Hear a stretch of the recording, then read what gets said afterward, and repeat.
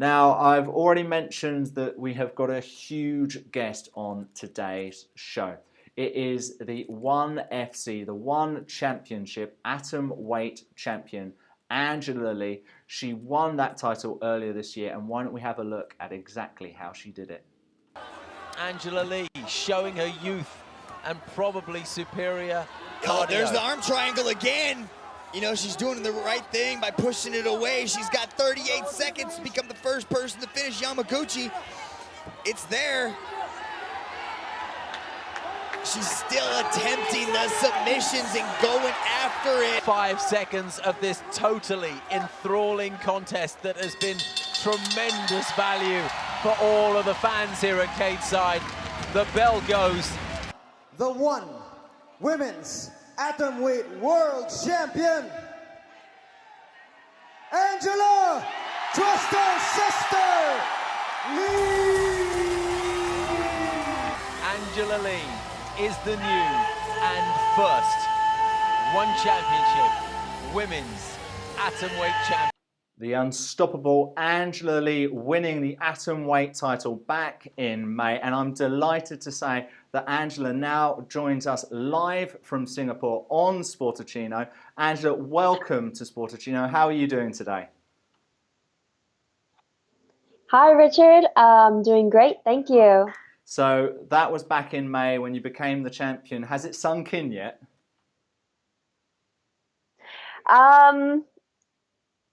Yeah, I mean, it's been a couple months since then, and you know, it's definitely surreal. But you know, having my family, my friends, my teammates around me definitely keeps me grounded, and keeps me like staying grateful. Yeah, so just tell us about that fight. Did it go to plan? Was it everything you'd kind of prepared for it? Because I know you've won quite a few matches by submission, but you were unable to in that one. But were you still pleased with how the whole fight went?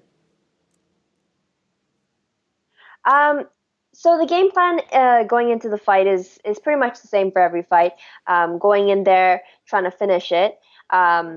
And so definitely I kept trying throughout the fight. There were many submission attempts and many scrambles in the fight as well. In the third round, got caught with a big overhand, and that kind of sent me to the canvas. But I was able to weather the storm, kind of get my composure back, and then also power through the rest of the round and take back round 4 and 5.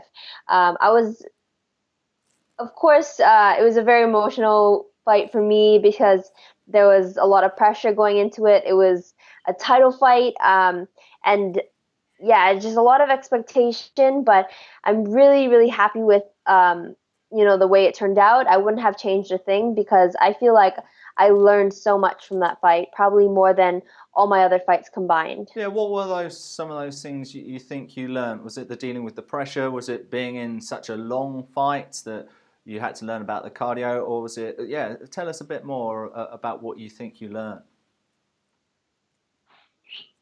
Definitely. I mean, from, you know, from the things like, you know, the fight camp leading up to the fight, preparing for fighting 5-minute rounds, that was definitely a factor. Luckily, I did a very good job preparing, and at the end of the 5th round, I was still ready to go for longer. The pressure leading up to the fight is definitely an experience that I would not have changed because, just because that it's definitely an experience that I think a lot of fighters go through, and it's really different, you know, the pressure leading up to a title fight compared to just a regular fight. You know, there's a lot more at stake. You really want to win that championship. So, and then also just staying composed after you get rocked like that, and fighting through it, and actually, you know, winning that round back definitely is something that I learned in the fight as well. Now, we noticed some people walking past you there, and why don't you just explain to everyone where you are today? Because I know that you kind of split your time, don't you, between 2 locations? Yes. So today, currently, I am at Evolve MMA in Singapore. Um, I'm in their office right now. Outside is where the training area is, but it's really loud because everyone's training. So I thought that I would come in here to do the interview. And Sorry, you, guys. Sorry. and you're normally in Hawaii and you're training there. What do you learn from by working in two different countries? What are the different kind of skill sets that you're able to improve in each location? So yes, I also have a gym in Hawaii. That's where I live with my family, on the island of Oahu. Traveling back and forth the last year or so has been a pretty wild experience. There is a 16-hour or 16 hours to fly from Singapore to Hawaii, and the time difference is pretty crazy as well. But you get used to it after a while, I think, and yeah, so it's okay. It's kind of normal for me already.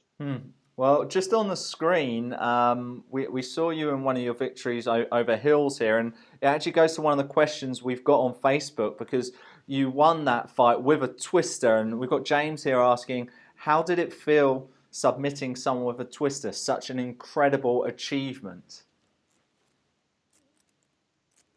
Uh, that was definitely one of the moments that I was most proud of, just because I drilled that technique over and over and over, and I practiced that submission even in the backstage in the locker room when I was about to get ready for the fight. I was drilling it on my brother Christian.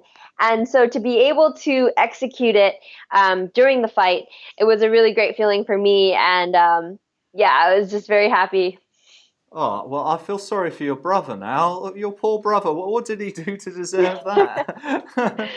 That looked pretty. It's okay. It's okay. He yeah, he definitely gets his payback when he gets ready for his fight because we've been training with each other since we were small and we always help each other warm up. Now he's quite a bit bigger than me, so I kind of get the short end of the stick. Who are some of your influences in MMA, and who are some of the stars you've kind of been around and have really learned from? Um, well, since I joined Evolve MMA, it's been kind of crazy because of how many world champions there are here in the gym teaching. A lot of my training partners, Muay Thai legends, BJJ legends, and I get to train with them every day. Also, MMA legends. Shin Yaoki, my teammate, he just fought. Ben Askren, he's here training as well. And it's just amazing to be able to share knowledge with them and kind of pick their brains and see what it's like to be um, competing at the highest level of Muay Thai, at the highest level of Brazilian Jiu Jitsu, and just putting it all together and adding it to my game. So it's been really great. Also because these fighters are so humble and they're beasts in the cage and in the ring, but when you talk to them one on one, they're just the nicest people. And so I'm really grateful. To be a part of this team here. So we spoke about your submission skills. Now, obviously, in mixed martial arts, you need to have more than kind of one skill. Just for those who don't know, tell us kind of what belts you're at in which disciplines, and kind of the different disciplines that you've trained in and are an expert in. Sure. So I've been training in mixed martial arts ever since I was a little girl. Initially, my dad is my head coach, as well as my brothers, and initially he began teaching us martial arts for self-defense purposes. The more we began training, we became interested in competing, and once we started competing, that was it. We were just hooked. So I started competing at, I think, the age of 6. Um, you know, Back then when I was young and training, people didn't really know about mixed martial arts. It was usually, individual disciplines. But I was lucky enough to start in training in all these disciplines at a young age and be able to put them together in the transitions. That was really key. I mean, I competed in all sorts of competitions. I did boxing competitions, jiu-jitsu competitions, wrestling competitions, kickboxing, pankration, and eventually amateur MMA, and then professional MMA now. Oh, wow. Oof. Sounds exhausting to me. Well, Tim Elliott's asking, what are your favorite training techniques to get into peak fitness? Well, so when I'm getting ready for a fight, that's technically when I'm peaked. Um, my training regimen is, you know, 8 weeks out, 6 to 8 weeks out before a fight. Usually, that's how long a fight camp is. I have a schedule of what my training is every day, and I try to get like a bunch of training sessions in. So in the morning, I wake up with my brother. We go to the gym, we lift weights. Then at 12 in the afternoon, we usually do a training session, whether it's just movement or whether it's technique. Um, at 4 and 5 p.m., I teach children's classes with my brother in the gym in Hawaii. And then 6 and 7, we train as well. And then, yeah, it's usually like a jam-packed day of multiple training sessions. Because if you can't do like one like 5-hour training session, that's gonna kind of burn you out if you do that every day. But if you space it out, an hour here, take a break for lunch, an hour there, and then in the evening you get like a solid 4-hour training session in, then it's more easy to deal with.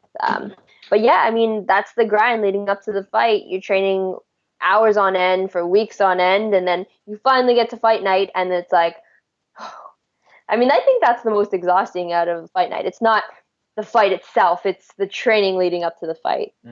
So your last fight was back in May when you became the champion. When will we next see you in the octagon again? Oh, that's the question everyone's been asking. I want to fight as soon as possible. Honestly, I would fight tomorrow if I could. But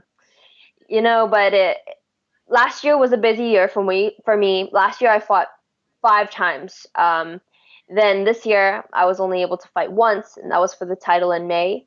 Next year I'm hoping to fight quite a bit more. So I can't say anything yet, but definitely there will be some big things coming in the new year. Oh, fantastic. Well, I hope you'll let us know on Sportuccino, and we'll look forward to those fights. Is there anyone you'd like to face next year which isn't confirmed?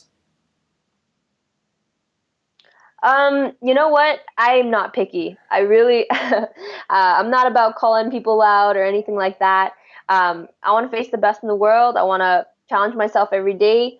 Um, you know, I think that it's up to one championship. The women's division is growing rapidly, and they're recruiting new fighters every day.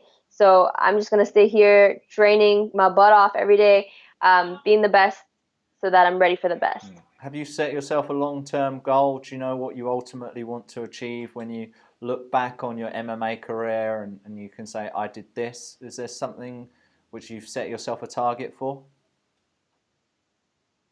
It's kind of hard to say because I mean I'm just so early, in the career. But definitely I think that right now I'm the Atomweight champ. I think that the strawweight division is, I'm the only female champion in one right now, and I think, I mean, at first I want to establish myself obviously as the Atomweight champion. I'm not just going to jump divisions, but the strawweight division is something that I'm looking at in the future. But we'll see. All comes with time. So. It all does. Well, Angela, it's been so great to hear you on the show. Thank you so much for being on Sportuccino. We wish you all the best. Just before you go, why don't you tell us how we can continue to follow your journey on social media with maybe your Twitter handle or on Facebook? Please just give us those details. Of course. You guys can give me a follow. My athlete page on Facebook, Angela Lee. I'm also on Instagram.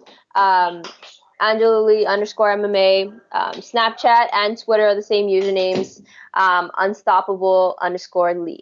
So yeah. You're across everything, like you're across all of the octagon when you're fighting. Angela, it's been so great to have you on the show. Thank you so much for your time. The One Championship Atomweight champion, Angela Lee. Thank you for being on Sportuccino.